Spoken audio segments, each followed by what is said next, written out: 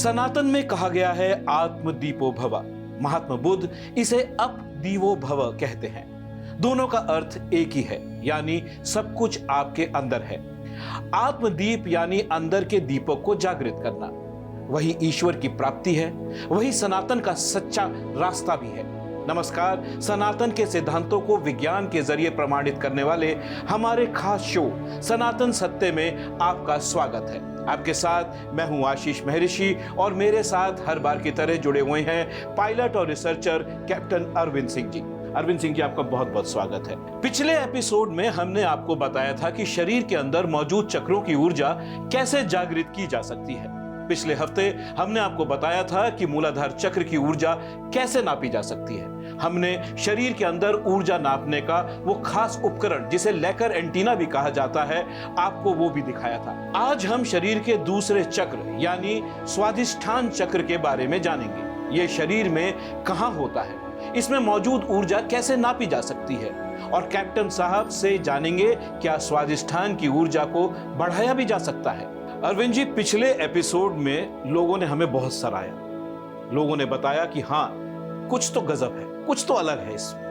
अरविंद जी, इस बार जो हम बात कर रहे हैं वो कर रहे हैं स्वादिष्ठान चक्र की। ये क्या है, कहाँ होता है, और इसमें सबसे बड़ी बात है लोग जानने कि भाई हाँ, मेरे इस चक्र में कहीं ना कहीं कुछ परेशानी है। वो कैसे पता चलेगी हाँ इस चक्र में कोई दिक्कत है जिसकी वजह से मेरे जीवन में कहीं ना कहीं या मेरी हेल्थ में या मेरे स्वास्थ्य में कहीं ना कहीं कुछ परेशानी है, कैसे पता चलेगा?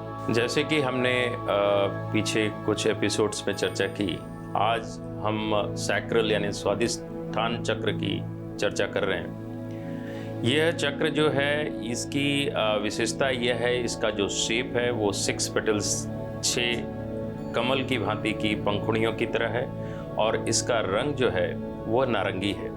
यह इसकी एनर्जेटिक एग्जिस्टेंस है, जिसको हम कैमरे, जो विशेष कैमरे हैं उनके द्वारा हम इसे देख सकते हैं। अब बात आती है कि ये जो चक्र है ये किस बात से, किस हमारे भौगोलिक, हमारे स्थूल शरीर से किस गतिविधि या स्वास्थ्य के किस क्रम से जुड़ा हुआ है। जैसे कि हमने कहा, ये वाटर एलिमेंट है, इसका कनेक्शन मून से है।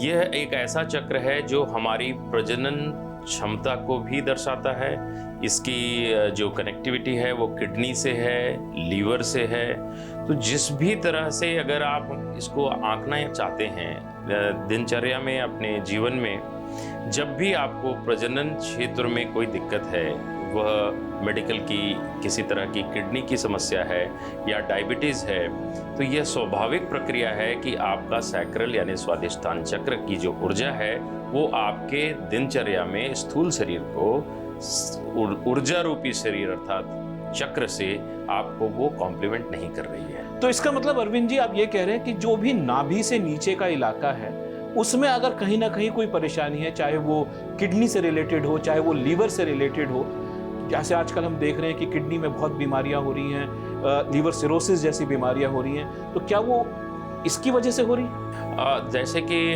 हमने चर्चा की, और हम अपने जिस दायरे में आज हम ये चर्चा कर रहे हैं, हमें शरीर ऊर्जा, एनर्जेटिक बॉडी की बात सामने रखनी है। जब भी हम स्थूल शरीर या फिजिकल बॉडी की बात करते हैं तो मेडिकल साइंस आ जाता है। तो हमें मर्यादा अपनी रखनी है। यहाँ मैं इसको स्पष्ट रखना चाहूँगा कि जो एनर्जी बॉडी है, जो चक्रा का कार्य है, वो फिजिकल बॉडी को एक तरह से एम्पावर करना है। किस तरह से एनर्जेटिक एम्पावरमेंट करनी है, तो हम एनर्जेटिकली किस तरह से शक्तिशाली रखें ताकि हमारा शारीरिक जो पूरा प्रक्रिया है, जो शरीर है, जो शरीर के अंग हैं या स्वास्थ्य है, उसको सहयोग मिले।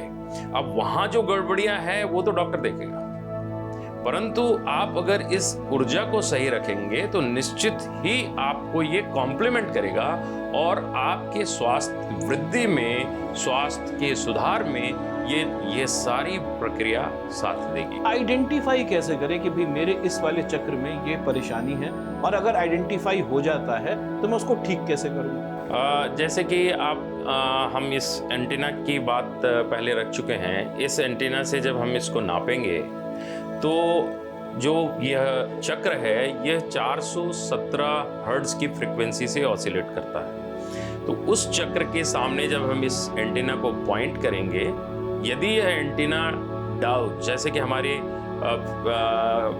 सिस्टम में इसको डाउजिंग कहते हैं, अगर यह डिप करता है तो एनर्जी सही है, या अगर ये स्थिर रहता है तो इसका मतलब है कि चक्र क्लॉग है, उसकी ऊर्जा कम है, या चक्र जो है वो क्षतिग्रस्त है। अच्छा, हर किसी के पास तो अरविंद जी एंटीना होगा नहीं।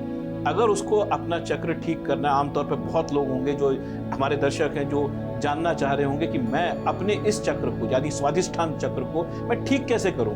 मेरे पास तो एंटीना है नहीं, तो मैं इसको ठीक कैसे करूं? आम आदमी की भाषा में समझाइए कि ठीक कैसे हो सकता है। इसके जो जांच के तरीके हैं उसका एक बहुत सरल उपाय एक रशियन साइंटिस्ट ने 6ठी सदी में किन्सियोलॉजी विधि एक दी थी। किन्सियोलॉजी विधि ये है कि जैसे हम जांच करना चाहते हैं कि किस चक्र में ऊर्जा सही है, किस में कम है। हमारे हाथों में ग्रंथियां होती हैं, तो एक हाथ को चक्र के स्थान पे रखें और दूसरे हाथ से उसकी जो ऊर्जा है वो चेक करें। जैसे ही इस हाथ को चक्र के स्थान पे रखते हैं तो आपका शरीर इस चक्र को रिप्रेजेंट करता है। तो यदि हाथ मजबूत ना हो दबाने पर, तो इसका मतलब है कि ऊर्जा की कमी है। इसका तात्पर्य क्या हुआ कि वो चक्र जो है वो कमजोर है। ये तो आइडेंटिफिकेशन हो गया कि एक आम आदमी इसको आइडेंटिफाई कर सकता है, मेरा चक्र जो है इसमें कहीं ना कहीं कोई दिक्कत है। इसको अगर ठीक करना है तो कैसे हो? देखिए, लाइफ स्टाइल की बात आती है।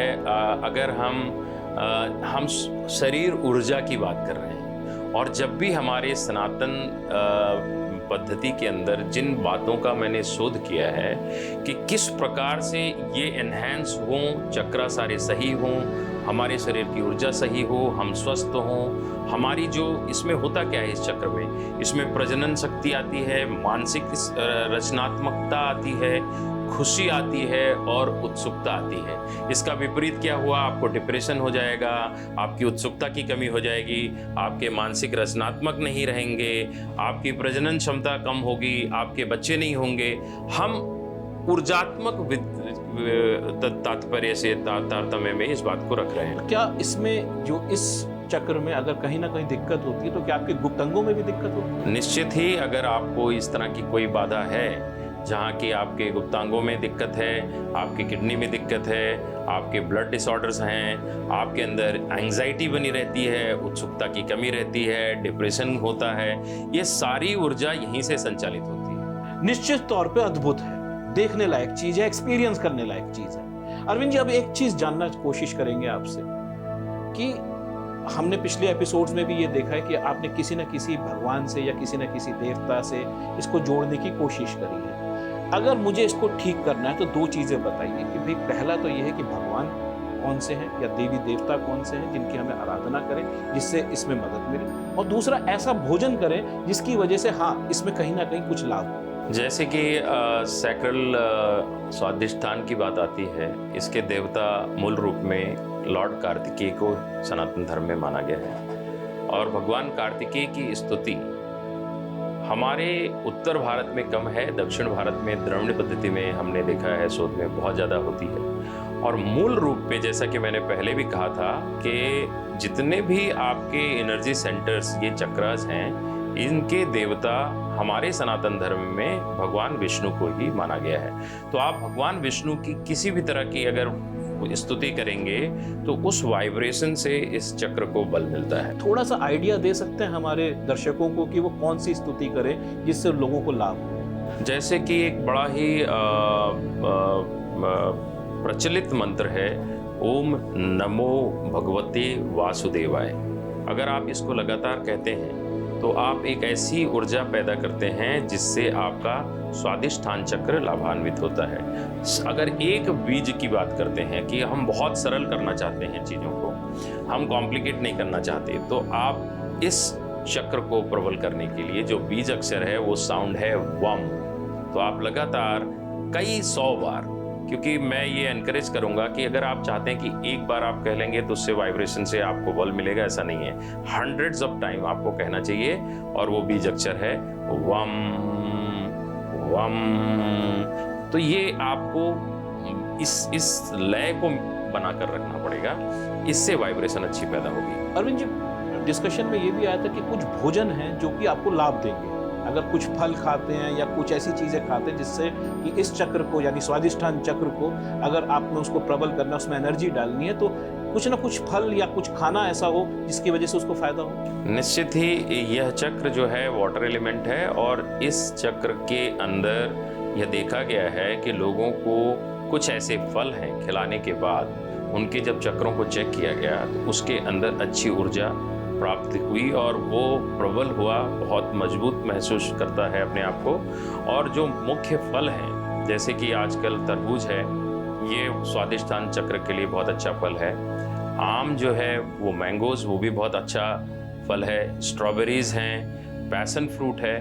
पैसन फ्रूट की विशेषता ये है कि वो एक ऐसे फ्लूइड में रहते हैं और वो बीज के फॉर्म में होते हैं। उस फ्रूट के अंदर भी बहुत अच्छी जो ऊर्जा है वो पाई गई है, तो इनका आप सेवन करें। और साथ ही साथ अगर हम इस बात को ध्यान से देखें कि और क्या है, जैसे कि संतरा है, संतरे में भी बहुत अच्छी ऊर्जा है जो स्वादिष्ठान को मजबूत करता है। और सनातन काल से जो हमारे पूर्वजों ने एक व्यवस्था बनाई है, आप देखेंगे कि हम जब भी किसी मंदिर में जाते हैं तो वहाँ पर प्रसाद में आपको मुख्य रूप से नारियल मिलता है। नारियल में वे सारे गुण विद्यमान हैं जिसके खाते ही आपको चक्रों को ऊर्जा मिलती है। तो जो आपकी बिलीफ सिस्टम है, जो प्रणाली है, उसको हम गौर से देखें। हमारे जो पूर्वज हैं उन्होंने व्यवस्था ऑलरेडी बहुत अच्छी बनाई हुई है। तो नारियल आप खाइए, इससे स्वादिष्ठान निश्चित ही प्रबल होगा।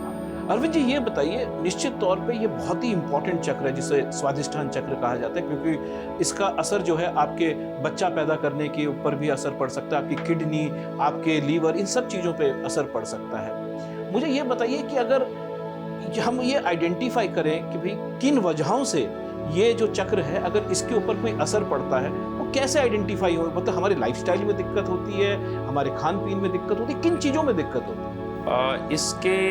हमारे जीवन प्रणाली में इस चक्र के कमजोर होने की कुछ खास बातें हैं जिनकी वजहों से यह चक्र कमजोर हो सकता है। सबसे पहला आता है इमोशनल अब्यूज। अगर किसी को भावनात्मक तरीके से बहुत ही बुराइयों का सामना करना पड़ा है, उस व्यक्ति विशेष के स्वादिष्ठान के अंदर कमजोरी आ जाती है। दूसरा क्या है कि अगर आप किसी को नेग्लेक्ट करते हैं, एक परिवार है, अगर उसमें 5 सदस्य हैं और अगर किसी सदस्य को परिवार के लोग या मित्र या समाज जब उसे नेग्लेक्ट करता है तो उसका भी रेजोनेंस इस चक्र को कमजोर करता है।